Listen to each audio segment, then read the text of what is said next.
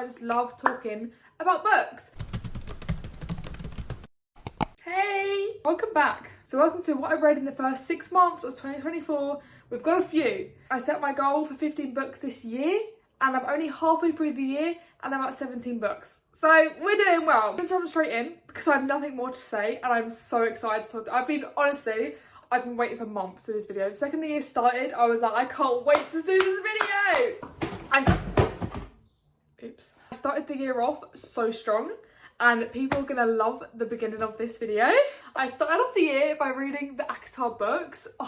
This series is my Roman Empire. I only really got into reading properly at the start of this year because of this series. So if it doesn't speak volumes, I don't know what does. This is a fantasy series and long story short, it's about a girl named 𝘴𝘰𝘬𝘪𝘢. She's poor, living with her family. And she ends up crossing the wall which separates the mortals and the immortal lands. And then the rest of these books is basically her life living with the immortals, and basically the people who live in the immortal lands are called fae. So they're like, yeah, I don't know how to describe a fae, can't write, but they're fit, so it's okay. And then the last book is about her sister as opposed to actually 𝘴𝘰𝘬𝘪𝘢. I loved every single one. A Court of Thorns and Roses, I gave a 4 stars. It was so good, but just the first half was a little bit slow for me. Second one, 5 stars, if not 6 stars. It was so good. This is my Roman Empire to a T. I think about it every day, every single day. Next one, I think I gave this a 4 stars as well.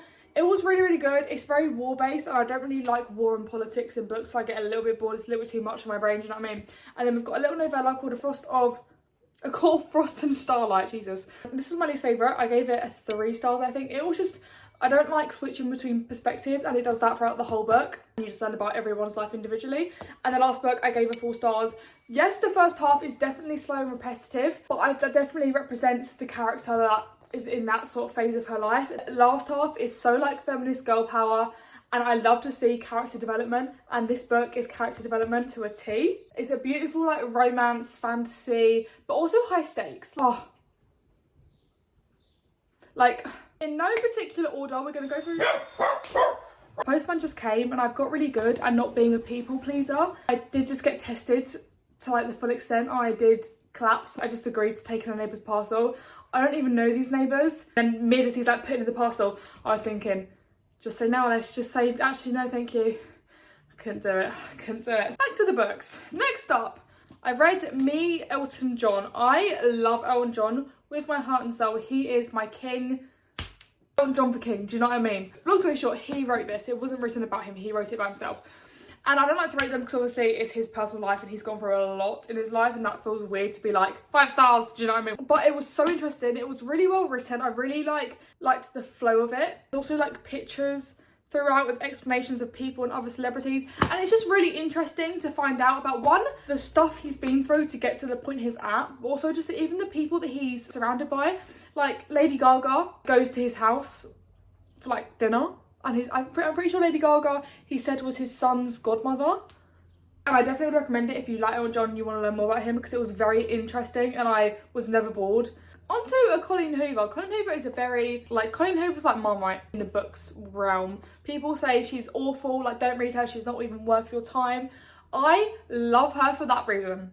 Her books are like Wattpad. Her books are like The Kissing Booth. They're not intellectually good, which is why I love them, because I love a good, easy read that's like simply written, simply done, but she loves to like break your heart. Every single book, my heart gets broken and fractured in some way. She slays it every time simply. This book, I gave a 4 stars, I want to say. First of all, the floppiness is impeccable. Like, what more could you want in a book? I cried at the end. I didn't expect any of the plot twists. It's essentially about a woman named 𝘴𝘰𝘬𝘪𝘢 and then her boyfriend died and then her daughter got taken off her.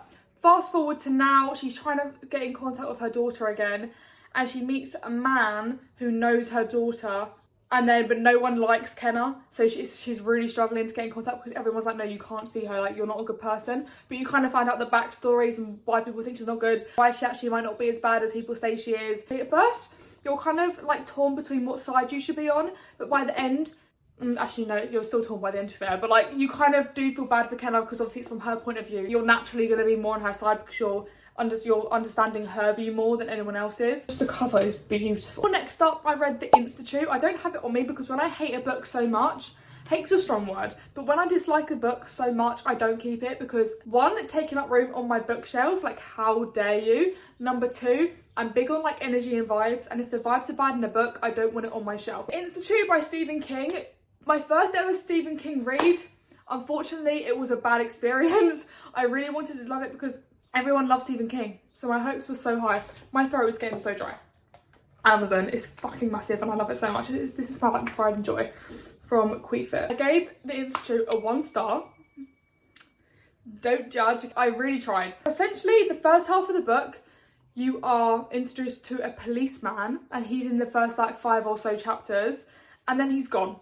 And then you read like the rest of the book and it's about a young boy who gets kidnapped, his parents are killed, he gets taken to an institute for kids who have powers and like, it's not really magic, but they can like read minds and move things with like, it's like Matilda, you know, like Matilda, what she can do, it's kind of that sort of vibe.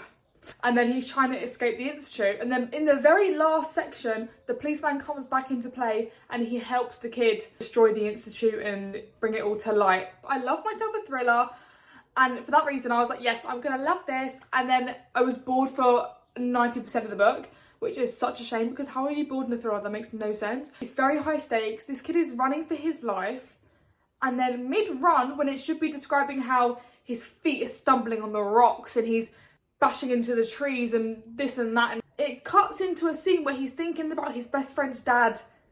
I just remember it so clearly. And I was thinking, how the fuck is this relevant? You're not just like running for your life right now and you're thinking about your best friend's dad. Really took you out of the story. You really felt like you were reading words on paper, do you know what I mean? And I hate that feeling. Next up, we've got Beach Read. This was my first ever Emily Henry book. I gave this a 3 stars. This is a romance book, and don't get me wrong, I love a little fantasy romance. This is just romance, and I think I've come to the terms with the fact that I don't like just romances, like very rarely, unless it's like a Colin Hoover where there's a bit of spice and a bit of heartbreak.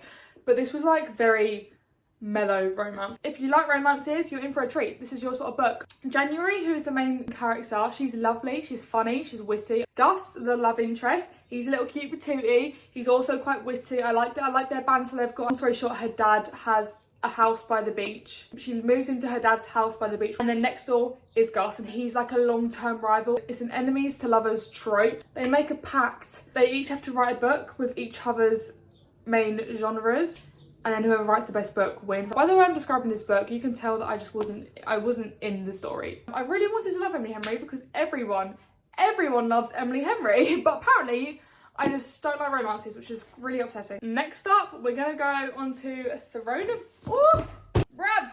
As I was saying, we're going on to Throne of Glass. These are the only ones I've read this year, so I read the first 4. I also read them in this order. We're gonna start with Assassin's Blade. I gave this a 4 stars. I really enjoyed it. For a novella, it's basically a set of, I think, 4 or 5. It's a set of 5 novellas which were originally separate, but Sarah J Maas put them together into one book, and they basically explain Selena's life before all of this lot, essentially. I'm not going to get into the novellas because novellas are quite short, and I feel like it's quite hard to describe a novella without just spoiling it. And I enjoyed every single novella. There wasn't a single one that I was like, nah. Throne of Glass is a big fuck off series, and there's a lot of world building and a lot of characters. And even now, I just finished Heir of Fire, I'm struggling. This is a really smart way just to give you that little insight, so you can read this at any point you want, sort of thing. Just to get that insight, especially because you learn a lot about Sam, who was like her first love, sort of thing. Oh, stop, I can't cope. Throne of Glass, the icon, the legend itself. I gave this a 4 stars as well. It was really good. Can't really fault it that much. I think because I love ACOTAR so much, every time I read a Sarah J Maas book or a fantasy book period, I just compare it to ACOTAR. Therefore, it's really hard to rate them high. She's an assassin to go into a contest. There's loads of people fighting to serve as the king's champion. And obviously, at this stage, Selena's poor. She's basically going to take whatever she can just to get a better life, and serving as the king's champion was kind of a last sort of option for her. Romances, like high stakes. It's really well done, I must say. Like, Sarah J Maas did a great job on these. They're really well written, especially because there's so much going on. Crown of Midnight is my favourite out of the first 4. It was so good.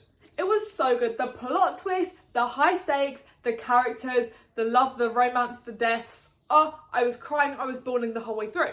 As you can tell as well from all of the tabs, pink and the purple, they're so pretty, I love them. I gave this a 4. I would honestly say 4.5. Maybe 4.75, but I didn't really feel emotionally attached still. I'm still really struggling to feel the emotion as such towards Selena, and she's the main character. Without spoiling it, there's like very little magic left in the lands, and the king is the one who banished a lot of it, and she finds out that there's still magic in certain places, and she goes on like a quest to unleash the magic sort of thing. Girl, I honestly can't remember. Throne of Glass is just one of them series you have to read. It's about an assassin who goes on quests, and she ends up going from like the bottom very, very low to like, and like, I'm not going to tell you what I mean, but you kind of guess what I'm getting at, do you know what I mean? And then I read Air of Fire. This was a solid 3 stars. I dragged myself through this book, quite frankly. I only finished it yesterday, and yes, I cried a lot. I actually got a TikTok of me crying it because I filmed the last 50 pages, and I was like, not emotionally well, can't lie. It was definitely essential for the storyline. It definitely will come in handy later on. It's 550 pages of information and very little like actual battle. The first 2 books, she's a little bit unsure of herself. She's quite young, bearing in mind she's only 19 in this one, so she's young in the other ones. But it's just nice to see her kind of get like find her footing again. So in that aspect, it's beautiful, and you do kind of get the gist that after this one, the books are going to start like leveling up. I'm definitely not as invested as I was for ACOTAR, like at all. But I am enjoying them. People love Queen of Shadows. If I don't like Queen of Shadows, then I'm probably going to give up hope. Hunger Games. Now this. Let me sit cross-legged because I'm feeling quite passionate about this one. As a girl who's never watched Hunger Games, I know, don't come for me in the comments, I fucking love this book. I gave it a 4 stars. I don't really like to give half stars because like the whole point of a star is giving it a fucking star, do you know what I mean?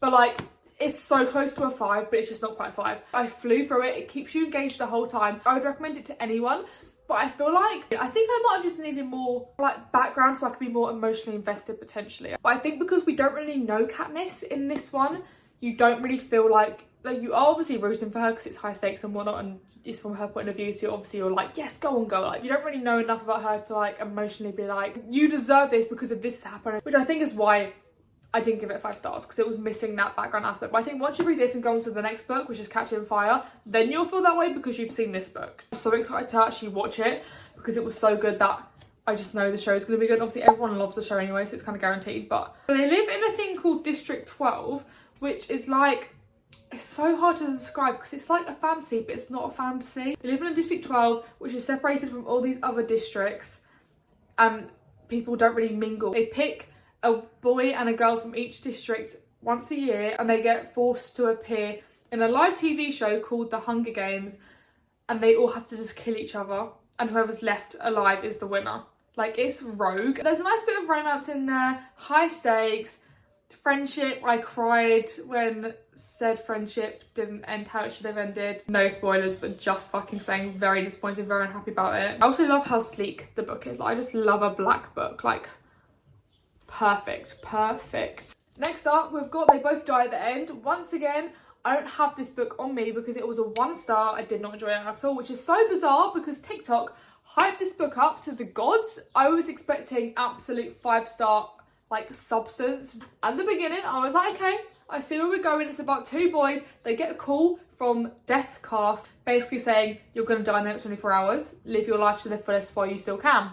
These 2 boys meet on an app, which is like an app made for people who get called from Death Cast to make friends. They spend their last day together and they go about. And you would think if it's your last day before you're dying, you're either going to rot in bed and cry, which is realistic. But for a book, you would hope they'd go out and do some high stakes, crazy stuff to read about. But one boy is really shy and he's shitting himself and he's too scared to leave the house. The other kid just wants to like go out on a rampage. Like, he wants to be with his friends, but he can't because shit hit the fan. Considering it's their last day to live, I was bored that whole book. And one thing I hated the most was they'd put in like a 3 or 4 page chapter about some random POV, which is some random character you never hear from again, just to tell you that they got a call from Death's Cast and it's their like view of getting this call. Why are you introducing a new character, taking me out of the story just for her to not even be like worth the hassle? Skip to the end. The end wasn't bad, like it was a good ending to be fair. I can see why people cried at the end, but the actual book, I just could not.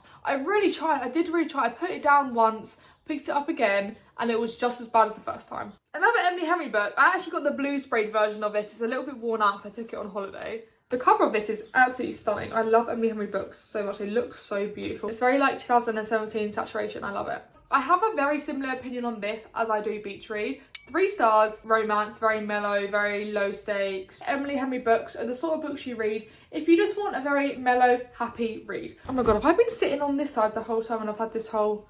Bruh. It's a really good book. I can't fault the actual book. Once again, I just don't like romances. I did read it abroad, so I was by the pool and therefore it was easier to read it because I was in a good environment. But if I was at home, I think I would have really not enjoyed this. Harriet and her ex Wyn both get invited to like a big friend holiday by the beach in like a beach house. They didn't tell their friends they got a divorce, or did they even get married? Their friends still think that they're like in love essentially, and they pretend just for the holidays to spare their friends' feelings and spare the effort that they're still together, also because their friends are getting married and they don't want to make it about them. It was just one of them books where I felt like it was unnecessary. Like from the start, they literally could have just said, guys, we've broken up, we're not actually together, this is going to be too hard on both of us, please, I'm really sorry, I can't be here right now. I guess it ends happy, so it was for the best, but it's also like, it's a fake dating trope, it's a little cutie trope. I wanted to try Emily Henry a second time to be sure of how I feel, and I am sure now. And the last book,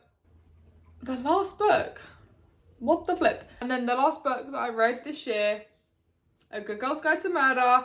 This is a good one to end this video off on because I gave this a 4 stars. This is by Holly Jackson.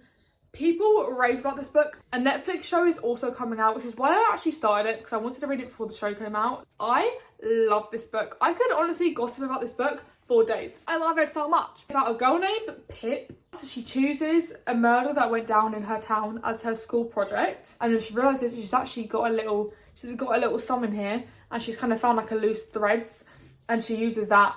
And then she basically starts investigating this murder case again. She gets the whole case reopened and whatnot. By the end, you know who it was, you know what happened. But then there's a plot twist. There's a fair few plot twists in this last little section. I was fucking bawling my eyes out on the plane home from Tenerife reading this. It was so sad. Like, the plot twists in the end aren't even like cutie little like, oh, I'm so happy. It's like, what the fuck? Like, you're traumatized, I'm traumatized, we're all fucking traumatized right now. Like, what the fuck? It had me shook the whole way through, but I loved it for that reason. Like, I love a little, let's just make outfit a little bit. I love a book that leaves me like, huh? Like when you're looking up at the invisible camera and you're like, what? And then I bought the second one the day after I finished it on Vinted, and then I went charity shopping and I found the third one brand new, spine not even cracked. So it was a sign that these books might just be my favourite. Also, people say the third one is the best. So we love that. Thank you for watching this video, my loves. I really enjoyed filming it. I'm so happy that I finally got round to filming it because I've been waiting since January to film this. And please comment down below any books you guys recommend. So in the last 6 months of this year, they might be featured. Give my little 6 pence. Is that 3 cents? 3 pence?